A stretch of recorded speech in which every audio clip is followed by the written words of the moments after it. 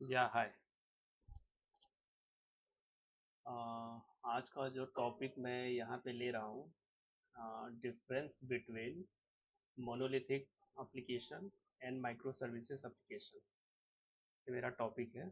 इसी टॉपिक को लेके थोड़ा अंडरस्टैंडिंग दूंगा आप लोगों को, कैसे करना है, क्या करना है, एंड इन दोनों के बीच में क्या डिफरेंसेस क्या होता है, कैसे how you can rectify and how you can identify. तो आप कैसे समझोगे कि दोनों में क्या अंतर क्या है। जैसे लोग बोलते हैं कि चलो मोनोलिथिक पे काम कर लो, चलो माइक्रो सर्विसेज पे काम कर लो, तो वो आपको अंतर पता चले दोनों में क्या डिफरेंसेस है। तो डिफरेंसेस बात करते हैं। ये नोट पैड में मैंने निकाल के रखा है, जो जो डिफरेंसेस है, आपको आइडिया होगा कैसे करना है, क्या करना है। यहाँ बात करते हैं पहले। या देखो, जो हेडिंग है, फीचर्स हो गया। फीचर्स में क्या क्या है? एप्लीकेशन हो गया, डिप्लॉयमेंट हो गया, कोड बेस हो गया, डेटाबेस हो गया, स्केलेबिलिटी हो गया, टेक्नोलॉजी हो गया, एंड फेल्यूर हो गया, डेवलपमेंट हो गया, कम्युनिकेशन हो गया।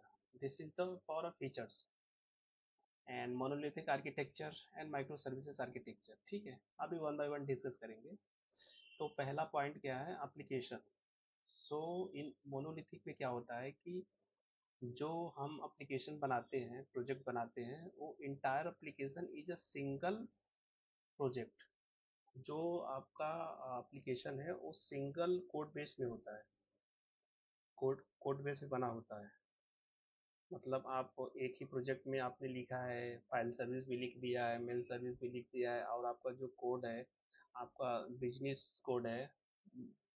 आप जिस लॉजिक को लिख रहे हो, आपने प्रोजेक्ट को डिप्लॉयमेंट करने के लिए, प्रोजेक्ट को यूज करने के लिए, मतलब सब लॉजिक आपने एक में लिखा। Let's assume that one, like a real time example, like user service, order service, and payment service, and inventory service.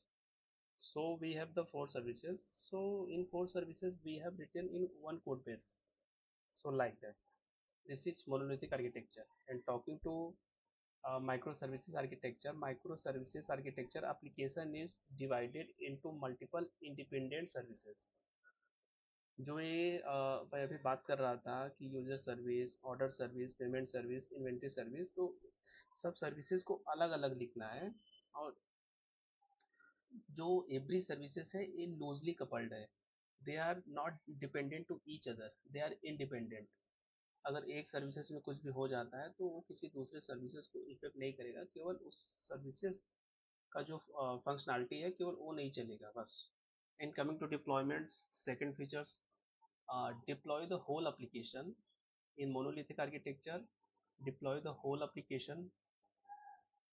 अगर आप कुछ भी चेंज करते हो किसी एक सर्विस में, मान लो आपने कुछ यूजर सर्विस में चेंज किया, आपका यूजर सर्विस नहीं चल रहा है, तो यूजर सर्विस में चेंज करने के बाद आपको पूरा एप्लीकेशन आपको डिप्लॉय करना पड़ेगा, क्योंकि एक ही कोड बेस में सारा सर्विसेज है ना।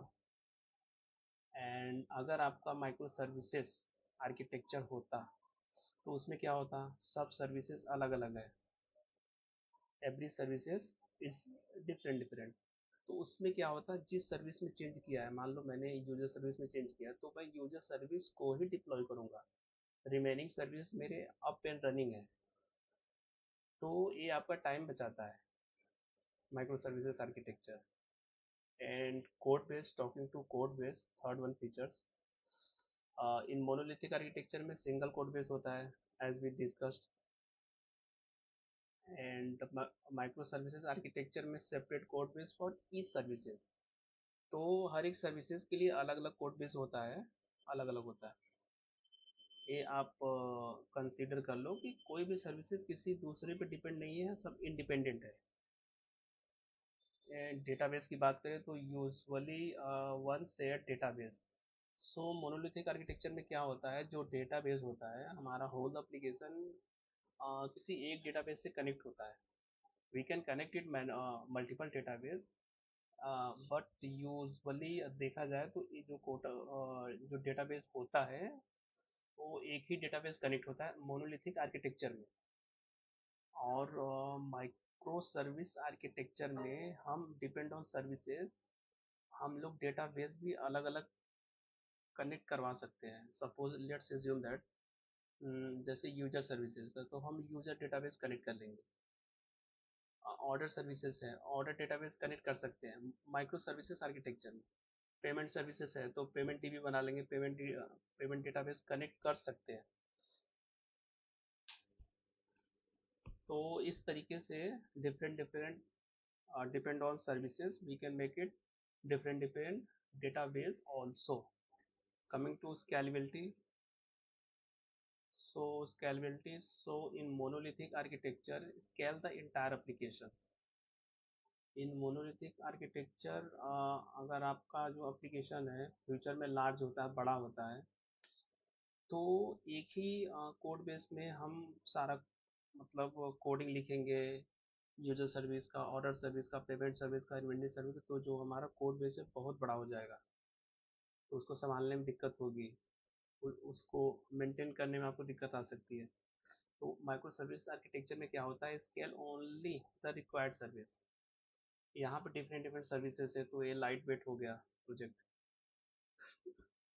डिफरेंसेस देख सकते हो जो मैं बता रहा हूँ। टेक्नोलॉजी में क्या है, same technology for all modules. In monolithic architecture में क्या है, हम same technology for all modules के लिए यूज करेंगे। बट माइक्रो सर्विसेज आर्किटेक्चर में है ऐसा नहीं है। यहाँ पे क्या है कि different services can use the different technologies. Let's assume that suppose that मान लो ये आपने यूजर सर्विस बनाना है, यूजर सर्विस बनाया है जावा में, एंड ऑर्डर सर्विस बनाया है डॉट नेट में, एंड पेमेंट को आप पेमेंट सर्विसेज बना लिया पाइथन में। So different different services, different different technology also we can use it, not an issue.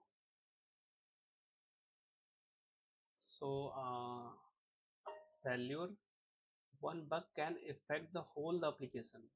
In monolithic architecture, अगर आपके एप्लीकेशन में कोई एक बग आता है तो उसके वजह से आपका होल एप्लीकेशन स्टॉप हो जाएगा, क्योंकि एक कोड बेस है। मोनोलिथिक आर्किटेक्चर में, माइक्रो सर्विसेज आर्किटेक्चर में ऐसा नहीं है। अगर कोई एक बग आता है या फिर दो बग आता है तो जिस सर्विस में आएगा, जिस सर्विसेज में आएगा केवल वही सर्विसेज आपका स्टॉप होगा, नॉन वर्केबल होगा, remaining services up and running होंगे। तो ये एडवांटेज है माइक्रो सर्विसेज आर्किटेक्चर में। एंड डेवलपमेंट, अगर डेवलपमेंट का देखा जाए, डेवलपमेंट क्या होता है मोनोलिथिक आर्किटेक्चर में, क्या होता है development, easier for small application. Monolithic में क्या होता है डेवलपमेंट थोड़ा हार्ड हो जाता है, अगर स्मॉल एप्लीकेशन है तो ये ईजियर है। एंड माइक्रो सर्विसेज आर्किटेक्चर में क्या होता है कि डेवलपमेंट, अगर आपका एप्लीकेशन लार्ज एप्लीकेशन है then we can think about the micro service architecture, better for large and complex application. अगर एप्लीकेशन आपका छोटा है like inventory management system, EHRMS, then we can think about the monolithic architecture. अगर आप application आप बना रहे हो, बैंकिंग एप्लीकेशन बना रहे हो या फिर ई कॉमर्स एप्लीकेशन बना रहे हो, तो उसके लिए अलग अलग मॉड्यूल्स होंगे, then we can think about the micro services architecture for that. तो ऐसे कर सकते हैं। फॉर कम्युनिकेशन कैसे होता है, कम्युनिकेशन मोनोलिथिक आर्किटेक्चर में कम्युनिकेशन कैसे होता है, method calls with in the application. Monolithic architecture में मेथड्स हम बनाएंगे, get post put delete methods, वही कॉल करेंगे अपना कनेक्शन के लिए। माइक्रो सर्विसेज आर्किटेक्चर में ऐसा नहीं है, यहाँ पे through REST API we are connecting the one services to another services, like HTTP REST API. Inside HTTP REST API we have the get post put delete. So with these methods we can connect it each other services, and the gRPC also there, Google Remote Procedure Call। इससे क्या होता है, ये भी एक communication tool है जो कि गूगल ने प्रोवाइड किया है। ये काफ़ी लाइट वेट है। और मैसेजिंग सर्विसेज के लिए क्या यूज़ किया जाता है, काफका टूल यूज़ कर सकते हो फॉर माइक्रो सर्विसेज में, यूज़र के पास नोटिफिकेशन भेजने के लिए या फिर मैसेज भेजने के लिए काफका सर्विसेज यूज़ कर सकते हो। काफका सर्विसेज क्या होता है, ए सिंक्रोनस कम्युनिकेशन को फॉलो करता है। या फिर रैबिट MQ कर सकते हो, दोनों का काम सेम ही है, बट मोस्टली पॉपुलर काफका है, तो काफका, इसलिए मैं काफका बताया। तो यही है डिफरेंसेस। चलो, थैंक यू। चैनल को सब्सक्राइब करो, लाइक करो।